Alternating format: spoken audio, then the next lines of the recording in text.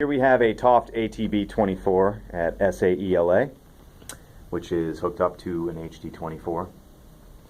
And in our live room, we have an AKG 100 on a radio speaker with some static going. It's just out of sight of the window there.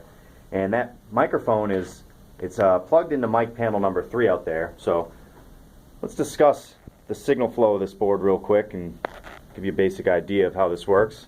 So mic panel 3 comes up in this patch bay right here, so we're going to come out of mic panel 3, and I want to put it on channel 8, so I'm going to patch into 8 mic input, okay?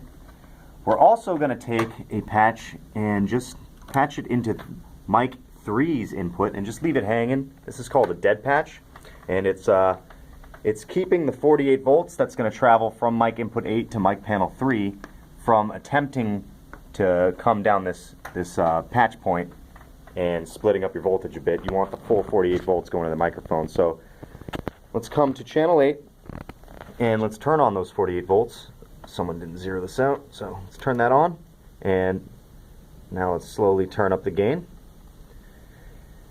After the gain stage, the mic pre, it's going to come to the EQs and then to the insert point.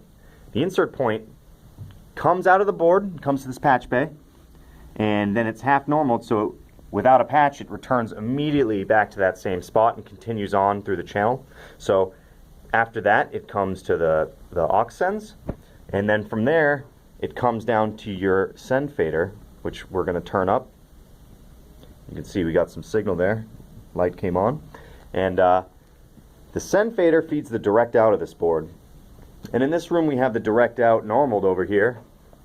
So channel 8's direct out is going to come to channel 8 of the HD24, which we're going to input arm. There we got some signal.